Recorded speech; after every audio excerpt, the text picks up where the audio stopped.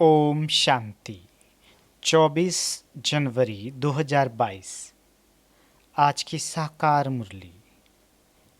शिव बाबा कहते, मीठे बच्चे, 21 जन्मों के लिए सदा सुखी बनने के लिए इस थोड़े समय में देही अभिमानी बनने की आदत डालो। प्रश्न: दैवी राजधानी स्थापन करने के लिए हर एक को कौन सा शौक होना चाहिए? उत्तर: बाबा कहते, सर्विस का ज्ञान रत्नों का दान कैसे करें। यह शौक रखो, तुम्हारी यह मिशन है पतितों को पावन बनाने की। इसलिए बच्चों को राजाई की वृद्धि करने के लिए खूब सर्विस करनी है। जहाँ भी मेले आदि लगते हैं, लोग स्नान करने जाते हैं, वहाँ पर्चे छपाकर बांटने हैं, ढिंढोरा पीटना है। आज का गीत: तुम्हें पाके हमने जहाँ पा लिया, जमी तो जमी आसमां पा लिया। ओम शांति। बाबा कहते, निराकार शिव बाबा बैठकर बच्चों को समझाते हैं कि बच्चे, देही अभिमानी भव, अपने को आत्मा समझो और बाप को याद करो। हम आत्मा हैं, हमको बाप पढ़ाते हैं। बाबा ने समझाया है, संस्कार सब आत्मा में ही रहते हैं। जब माया रावण का राज होता है अथवा भक्ति मार्ग शुरू होता है तो देह अभिमानी बन जाते हैं। फिर जब भक्ति मार्ग का अंत होता है तो बाप आकर बच्चों को कहते हैं, अभी देही अभिमानी बनो। तुमने जो जब तप दान पुण्य आदि किए हैं, उनसे कुछ भी फायदा नहीं मिला। 5 विकार तुम्हारे में प्रवेश होने से तुम देह अभिमानी बन पड़े हो।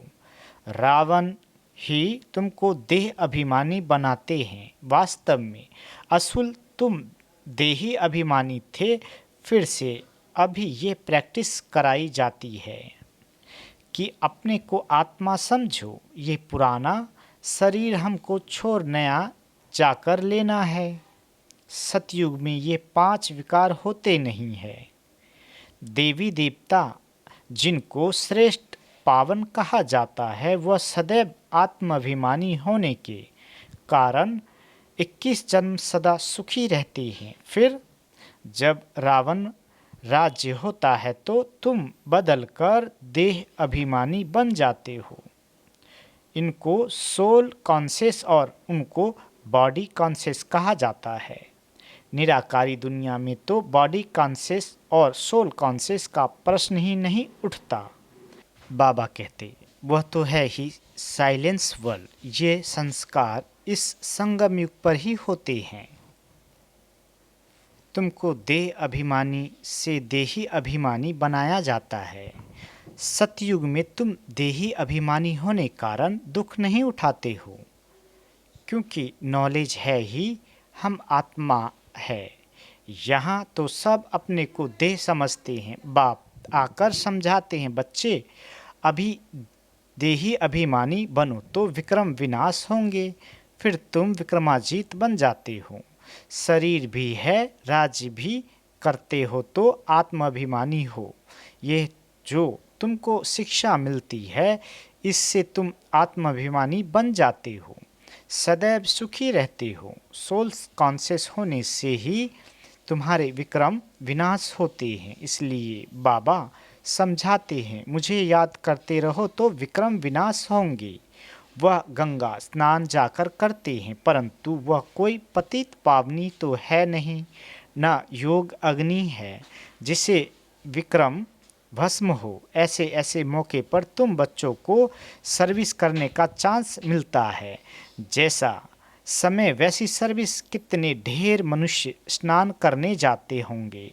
कुंभ के मेले पर सब जगह स्नान करते हैं। कोई सागर पर, कोई नदी में भी जाते हैं, तो सबको बांटने के लिए कितने पर्चे छपाने पड़े। खूब बांटने चाहिए। पॉइंट्स ही सिर्फ ये हो। बहनों भाइयों, विचार करो, पतित पावन ज्ञान सागर और उनसे निकली हुई ज्ञान नदियों द्वारा तुम पावन बन सकते हो, व इस पानी के सागर को नदियों से तुम पावन बन सकते हो। इस पहेली को हल किया तो सेकंड में तुम जीवन मुक्ति पा सकते हो। राज्य भाग का वर्षा भी पा सकते हो। ऐसे ऐसे पर्चे हर एक सेंटर छपा ले। नदियाँ तो सब जगह है, नदियाँ निकलती है बहुत दूर से, नदियाँ तो जहाँ तहाँ बहुत है। फिर क्यों कहते कि इसी ही नदी में स्नान करने से पावन होंगे? खास एक जगह पर इतना खर्चा कर तकलीफ करके क्यों जाते हैं? ऐसे तो नहीं एक दिन स्नान करने से पावन हो जाएंगे। स्नान तो जन्म जन्मांतर करते हैं, सतयुग में भी स्नान करते हैं, वहाँ तो है ही पावन। यहाँ तो ठंडी में कितनी तकलीफ लेकर जाते हैं स्नान करने, तो उन्हों को समझाना है, अंधों की लाठी बनना है। बाबा कहते सुजाग करना है। पतित पावन आकर पावन बनाते हैं तो दुखियों को रास्ता बताना चाहिए। ये छोटे छोटे पर्चे सब भाषाओं में छपे हुए होने चाहिए। लाख 2 लाख छपाने चाहिए। जिन्हों की बुद्धि में ज्ञान का नशा चढ़ा हुआ है उन्हों की बुद्धि काम करेगी। ये चित्र 2-3 लाख सभी भाषाओं में होने चाहिए।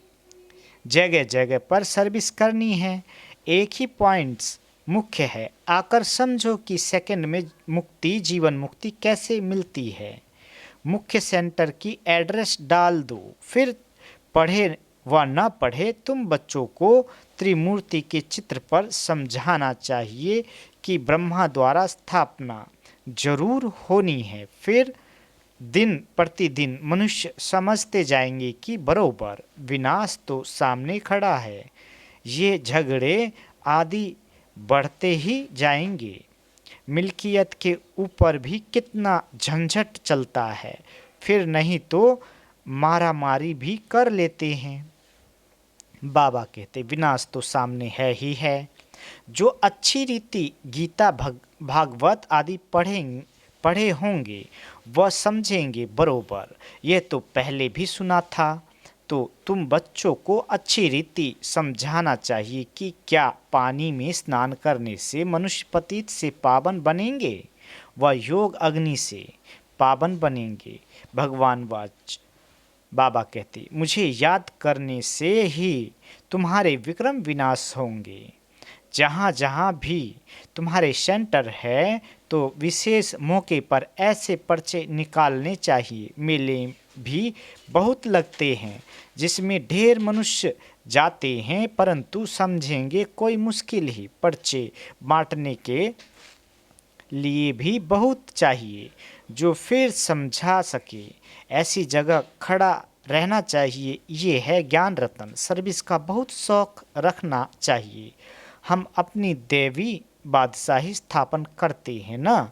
यह है ही मनुष्य को देवता अथवा पतितों को पावन बनाने की मिशन। ये भी तुम लिख सकते हो कि बाप ने समझाया है, मन मना भव। पतित पावन बेहद के बाप को याद करो तो विक्रम विनाश हो जाएंगे। यात्रा की पॉइंट्स भी तुम बच्चों को बार बार समझाई जाती है।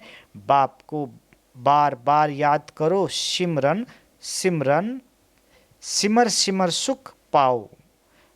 कलह कलेश मिटे सब तन के, अर्थात तुम एवर हेल्दी बन जाएंगे। बाप ने मंत्र दिया है कि मुझे सिमरो अर्थात याद करो। ऐसे नहीं कि शिव शिव बैठ सिमरो। शिव के भक्त ऐसे शिव शिव कह माला जपते हैं, वास्तव में है रुद्र माला। बाबा कहते शिव और शालिग्राम ऊपर में है, शिव बाकी है छोटे छोटे दाने अर्थात आत्माएं। आत्मा इतनी छोटी बिंदी है, काले दानों की भी माला होती है, तो शिव की माला भी बनी हुई है। आत्मा को अपने बाप को याद करना है, बाकी मुख से शिव शिव बोलना नहीं है। शिव शिव कहने से फिर बुद्धि योग माला तरफ चला जाता है, अर्थात अर्थ तो कोई समझते नहीं है। शिव शिव जपने से विक्रम थोड़े ही विनाश होंगे। माला फेरने वालों के पास यह ज्ञान नहीं है कि विक्रम तब विनाश होते हैं जब संगम पर डायरेक्ट शिव बाबा आकर मंत्र देते हैं कि मामे कम याद करो। बाकी तो कोई कितना भी बैठ शिव शिव कहे, विक्रम विनाश नहीं होंगे। काशी में भी जाकर करते हैं तो शिव काशी कहते हैं काशी में शिव का प्रभाव है। शिव के मंदिर तो बहुत आलीशान बने हुए हैं। ये सब है भक्ति मार्ग की साली सामग्री। बाबा कहते तुम समझा सकते हो कि बेहद का बाप कहते हैं मेरे साथ योग लगाने से ही तुम पावन बनेंगे। बच्चों को सर्विस का शौक होना चाहिए। बाप कहते हैं मुझे पतितों को पावन बनाना है। तुम बच्चे भी पावन बनाने की सर्विस करो। पर्चे ले जाकर समझाओ, बोलो इनको अच्छी रीति पढ़ो। मौत तो सामने खड़ा है, ये दुख धाम है। अब ज्ञान स्नान एक ही बार करने से सेकंड में जीवन मुक्ति मिलती है। फिर नदियों में स्नान करने भटकने की क्या दरकार है। हमको सेकंड में जीवन मुक्ति मिलती है। तब ढिंडोरा पिटवाते हैं, नहीं तो कोई थोड़े ही ऐसे पर्चे छपवा सकते हैं। बच्चों को सर्विस का बहुत शौक होना चाहिए। बाबा कहते पहेलियाँ भी जो बनाई हैं वह सर्विस के लिए है। बहुत है जिनको सर्विस का शौक नहीं है। ध्यान में ही नहीं आता है कि कैसे सर्विस करे। इसमें बड़ी अच्छी चमत्कारी बुद्धि चाहिए।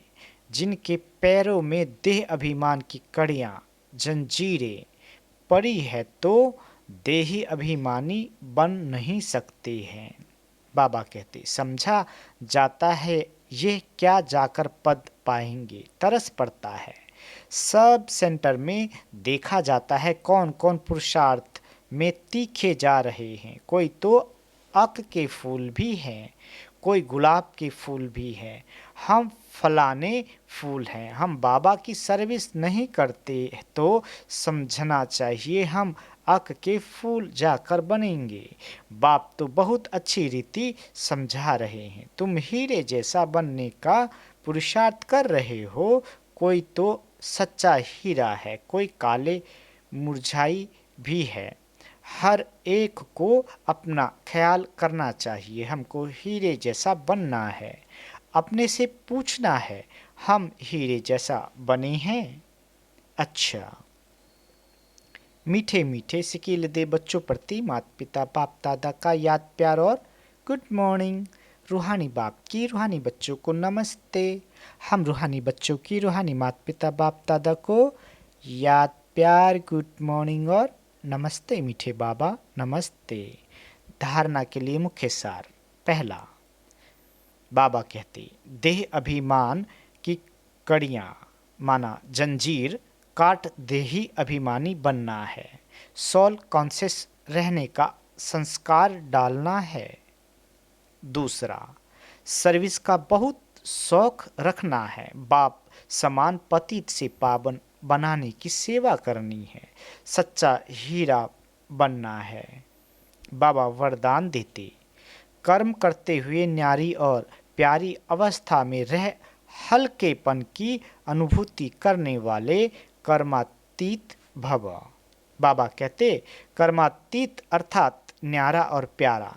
कर्म किया और करने के बाद ऐसा अनुभव हो जैसे कुछ किया ही नहीं, कराने वाले ने करा लिया। ऐसी स्थिति का अनुभव करने से सदा हल्कापन रहेगा।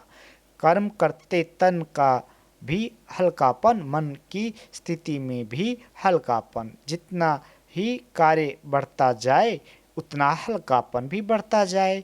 कर्म अपनी तरफ आकर्षित न करे, मालिक होकर कर्मेंद्रियों से कर्म कराना और संकल्प में भी हल्केपन का अनुभव करना, यही कर्मातीत बनना है। आज का स्लोगन, सर्व प्राप्तियों से सदा संपन्न रहो तो सदा हर्षित, सदा सुखी और खुशनसीब बन जाएंगे।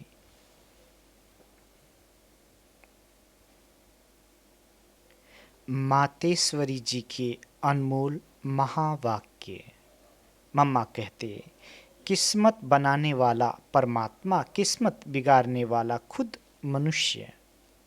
अब यह तो हम जानते हैं कि मनुष्य आत्मा की किस्मत बनाने वाला कौन है और किस्मत बिगाड़ने वाला कौन है। हम ऐसे नहीं कहेंगे कि किस्मत बनाने वाला बिगाड़ने वाला वही परमात्मा है। बाकी यह जरूर है कि किस्मत को बनाने वाला परमात्मा है और किस्मत को बिगाड़ने वाला खुद मनुष्य है। अब ये किस्मत बने कैसे और फिर गिरे कैसे, इस पर समझाया जाता है। मनुष्य जब अपने को जानते हैं और पवित्र बनते हैं तो फिर से वो बिगड़ी हुई तकदीर को बना लेते हैं। अब जब हम बिगड़ी हुई तकदीर कहते हैं तो इससे साबित है कोई समय अपनी तकदीर बनी हुई थी जो फिर बिगड़ गई है। अब वही फिर बिगड़ी तकदीर को परमात्मा खुद आकर बनाते हैं। मम्मा कहते, अब कोई कहे परमात्मा खुद तो निराकार है, वो तकदीर को कैसे बनाएगा। इस पर समझाया जाता है, निराकार परमात्मा कैसे अपने साकार ब्रह्मा तन द्वारा अविनाशी नॉलेज द्वारा हमारी बिगड़ी हुई तकदीर को बनाते हैं। अब यह नॉलेज देना परमात्मा का काम है। बाकी मनुष्य आत्माएं एक दो की तकदीर को नहीं जगा सकती है। तकदीर को जगाने वाला एक ही परमात्मा है, तभी तो उन्हों का यादगार मंदिर कायम है। अच्छा, आज लवलीन स्थिति का अनुभव करो। जिस समय जिस संबंध की आवश्यकता हो उसी संबंध से भगवान को अपना बना लो। दिल से कहो मेरा बाबा और बाबा कहे मेरे बच्चे। इसी स्नेह के सागर में समा जाओ। ये स्नेह छत्र छाया का काम करता है, इसके अंदर माया आ नहीं सकती। अच्छा, ओम शांति।